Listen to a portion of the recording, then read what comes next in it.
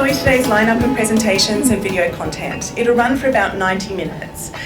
Please then join us for some networking with canapes and drinks. It's a fantastic opportunity to meet face-to-face with many of our NATA staff, where they'll be more than happy to answer any of your questions and hear your feedback. So let's get the proceedings underway. Our keynote speaker, who really needs no introduction, is Jennifer Evans. She's the CEO of NATA, a position she has held for more than 12 years.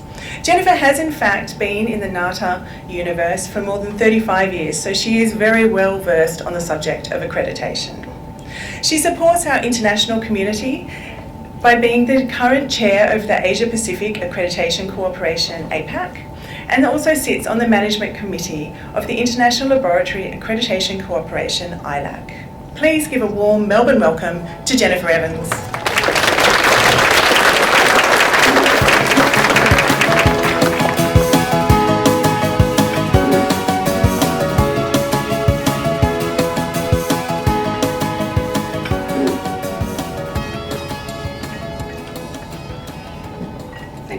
Thank you for joining us today at our Accreditation Matters event here in Melbourne.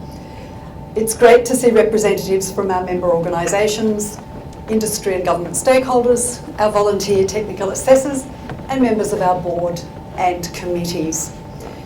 Today I'm going to talk broadly about the importance of accreditation, both now and into the future.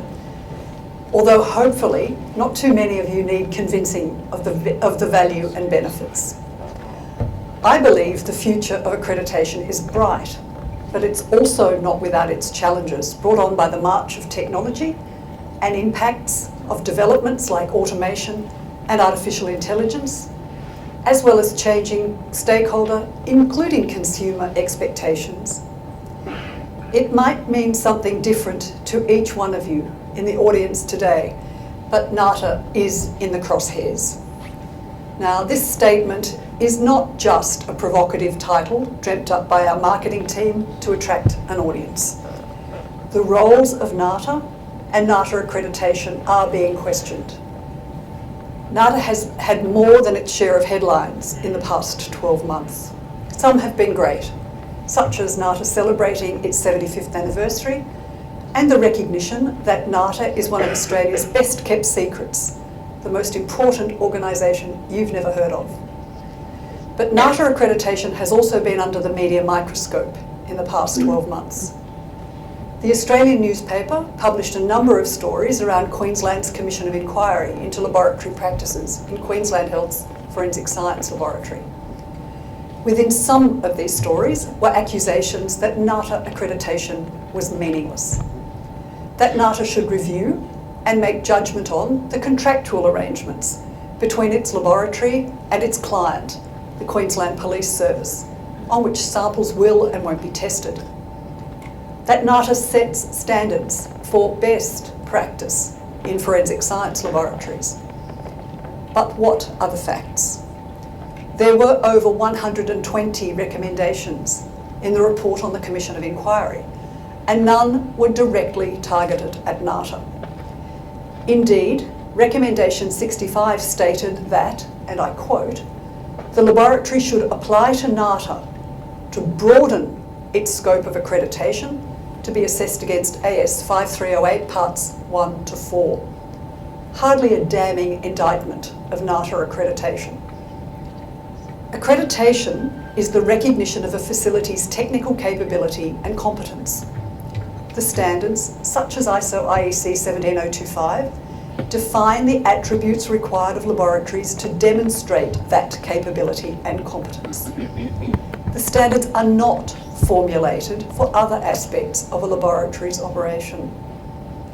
NATA assessments, and therefore accreditation, are constrained by the scope of the standard.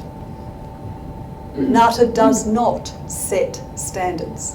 Standards are developed by standards writing bodies, such as Standards Australia, or standards can be established by other mechanisms, such as through professional consensus. Nevertheless, the Commission of Inquiry report has definitely resonated with the broader forensic science community, and we are currently working through a program of engagements and workshops with our members and stakeholders to ensure that our accreditation program is fit for purpose now and will be into the future. I will add that forensic science laboratories in Australia perform to a very high standard. The accreditation program was established in the mid-1990s after some high-profile cases put forensic science into the spotlight. NATA was the global leader in establishing a comprehensive forensic science accreditation program. The program has evolved over that time and will continue to do so to reflect the changing nature of forensic services and the needs of the justice system. Another recent example of NATA accreditation being in the crosshairs relates to the falsification of test results for coal analysis. Unfortunately, a number of inferences were drawn by the media about the efficacy of NATA accreditation and its ability to identify fraudulent behaviour. Now, the ACCC is currently investigating these matters, which is no surprise given the importance of coal exports to Australia's economy. Given that this matter is ongoing, my comments are general in nature. Accreditation is the recognition of a laboratory's compliance with the attributes for competence and consistent operation as defined in ISO IEC 17025. These are requirements for technical capability, not moral or ethical behaviour. Accreditation, and indeed a laboratory's capability, can be brought into question by bad actors outside the laboratory itself. We can't stop samples being submitted to a laboratory that are not, in fact, representative of something being tested. Or, at the other end of the process, reports issued by a laboratory can be manipulated by end users if the results do not meet a particular objective. Does the NATA process provide assurance that nothing will go wrong and that the correct results will be delivered every time? NATA's 75-year history is clear on this. It cannot. No system can prevent mistakes being made and poor judgment circumventing the best of systems. I want to reassure you all, accreditation is not broken and is unequivocally vital for our future. Now, some would have you believe that accreditation will have limited, if any, place in the future. Apparently, automation, AI, and emerging technologies will make accreditation obsolete. Technology operating on the spectrum between sophisticated algorithms and actual artificial intelligence is already available, and automation of testing is not new. Since I started at NATA 35 years ago, we've been accrediting increasingly automated testing across many industries. For example, when I worked in a laboratory, the daily work of a scientist at the bench involved some semi-automated testing and many tests performed manually, using test tubes, timers, pipetters, 37-degree water baths, microscopes, even homemade reagents and solutions. Most, if not all these tests, have now been made obsolete by automation and/or new technologies. As technology has changed, the skill set of scientists and other professionals has transitioned to the implementation, management, and quality assurance of these new technologies, and a focus on actioning significant or critical results. The evolution of conformity assessment, testing, inspection, and certification, and of standards development is not new, and neither is the parallel evolution of accreditation. For 75 years, accreditation in Australia has been instrumental in affirming the competence of facilities as they adopt more effective and efficient technologies. Accreditation has also adapted to the changing nature of facilities themselves, from permanent physical structures to temporary and mobile facilities, to services provided at clients' premises, in field locations or at a patient's bedside, to virtual facilities. So why has our system been so successful? NATA's model for peer review assessment uses industry specialists as volunteer technical assessors. Our criteria for their appointment is selective and rigorous. The credentials of nominated technical assessors are reviewed and verified before a candidate is invited to join the technical assessor panel. Technical assessors aren't just knowledgeable, they are at the top of their field, and to be a technical assessor for NATA is a badge of honour. They know and recognise changes to technology happening in real time. So when you present a better approach, a new technology, or changes to decision-making processes, the up-to-date knowledge of our technical assessors, together with our lead assessors' detailed knowledge of the relevant standard, ensures the functional engagement of the new processes, new technology, and other developments in the assessment process. Technical assessors are in a position to advise NATA about how we can meaningfully assess competency in the new environment. And importantly, our technical assessors don't just see their role as assessing compliance with the standards. They also see their work as a way to give back to their industry or to their profession, a contribution to a bigger picture. We consider technical assessors to be an integral part of our NATA universe. Their work allows for an ongoing cycle of continuous improvement as they bring the highest levels of contemporary knowledge to each assessment. We also rely heavily on our accreditation advisory committees across the spectrum of NATA's activities. They advise us on industry activities, changes, trends, and current research, ensuring NATA accreditation always remains contemporary. Members of our AACs are also industry-leading professionals appointed by NATA's Board of Directors for their specialist knowledge and expertise. The third pillar to our success is engagement with a broad range of stakeholders. Stakeholders such as our Standards and Conformance infrastructure partners, Standards Australia, NMI and JASANS, federal and state government departments and agencies, professional and industry groups. These relationships are all key to informing NATA and our accreditation processes, but they also provide opportunities for NATA to promote the value of accreditation and the value of our members to specifiers and end users of conformity assessment. Accreditation and conformity assessment operate as part of a global village. Despite our famous coastlines, I can assure you we are not an island. Accreditation has a vital role to play within global trade.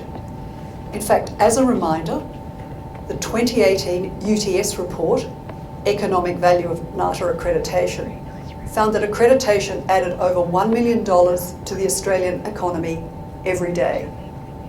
Now, whilst there is no more recent research, I have no doubt that the value of this has increased significantly since then. The focus of World Accreditation Day 2023 is trade. Accreditation, through mutual recognition arrangements between over 100 accreditation bodies globally, underpins the acceptance of testing, calibration, inspection, and certification outcomes across international borders. This facilitates acceptance of Australian goods and products in the global marketplace. The importance of these global arrangements has moved well beyond the traditional application of trade in goods and products. One of the less frequently discussed elements about the globalisation of testing is the recognition of testing that is not associated with products, such as recognition of medical reports, such as pathology and radiology results, and the exchange of scientific data. We saw recently through the COVID-19 pandemic how border force agencies in many economies required travellers to produce proof of a negative COVID test performed by a laboratory accredited to ISO 15189. As testing processes can be separated into analytical or examination and interpretive components, potentially being performed in different economies, an internationally accepted standard is required to underpin assurance of the competence of the individual laboratories involved. Accreditation of biobanks to ISO 2387 not only underpins the provenance of biological material and associated data, It will support international exchange of human, plant and animal materials and the associated data, thereby increasing the rigour of research projects nationally and globally. The international acceptance of the results of tests, calibrations and inspections, of reference materials, of proficiency tests and of scientific data cannot happen without an international standards and conformance framework. Domestic standards, whether they are adapted from ISO standards or developed by our national standards writing bodies, are crucial for some of our sectors or for specific applications. But simply ignoring international standards where they exist and where they are fit for purpose isolates Australian laboratories, Australian businesses and Australians from the benefits of that global framework. So what does the global framework look like for NATA? The International Laboratory Accreditation Corporation, or ILAC, is a global network of accreditation bodies. ILAC is divided into a number of regional groups, and NATA is a member of the Asia-Pacific Accreditation Cooperation. Interestingly, there is an analogous framework of national standards writing bodies under the auspices of ISO and of national metrology institutes under the auspices of the CIPM. ILAC and the regional groups operate mutual recognition arrangements, and NATA is a signatory to both the ILAC and APAC mutual recognition arrangements. To maintain our signatory status, NATA is evaluated every 4 years by a team comprising peers from accreditation bodies in the Asia-Pacific region. Now, there is an international standard with which MRA signatories must comply. That's ISO IEC 17011. The evaluation process looks fairly similar to an assessment process. It's a combination of document and record reviews, discussions with personnel, and the witnessing of NATA assessments. Our latest evaluation was conducted in March of this year, and as a result, our signatory status will be reaffirmed and our scope of recognition will be extended to include the relatively new conformity assessment activity, biobanking. NATA accreditation is the formal recognition of the competence, capability and consistent operation of a laboratory, inspection body or other conformity assessment body. Accreditation delivers trust and confidence in the results and data issued by those facilities. It is therefore a critical risk mitigation tool for users of this information, for regulators, businesses, professionals, consumers. But NATA accreditation cannot be all things to all people, and it is not a panacea for everything that can go wrong. There is nothing that will provide a 100% guarantee. Accreditation is also not a surrogate for a facility's own governance, management and quality processes. But accreditation can and absolutely should provide the confidence in technical competence and capability. We've already heard it in the short before I came on stage how NATA accreditation is helping Australians have confidence in the products and services we use and often take for granted. NATA has co-evolved with industries throughout its 75 years, and through our peer review framework, we've adapted as technologies come and go and as customer expectations change. We have also adapted as standards have shifted from being process-based to outcome-focused with an emphasis on risk-based thinking. I gave a keynote presentation earlier in the year looking at the co-evolution of accreditation in non-destructive testing, one of our foundation fields of accreditation. It was interesting to contrast the requirements for registration from the late 1940s, no international standards in those days, with the ISO IEC 17025 of today. What is interesting is that the fundamental attributes of a competent testing laboratory are essentially unchanged. Of course, we now expect facilities to have a management and governance framework to underpin their activities and to provide a buffer against changes that may impact operations. And we seem to need a lot more words to describe these attributes than we did in the 1940s. How those attributes fit into and are assessed in a particular context has changed and will continue to change over time. But the fundamentals of what makes a quality organisation will not change. Irrespective of the changes and technological developments to come, there will continue to be a need to provide assurance of test outcomes and the integrity of scientific data by an assessment of the processes and techniques used to generate that information. Accreditation will continue to co-evolve with the organisations we accredit. This will include adoption of technological developments in accreditation processes themselves to make them more efficient and effective. While accreditation may be misinterpreted and misrepresented by some, and indeed undermined by others, I hope you, the community that benefits so much from it, values it today and truly believes that it will remain fit for purpose into the future. Thank you for taking the time to join us today. I hope you're able to stay and hear from my colleagues, as well as from your peers in our networking session later. Thank you.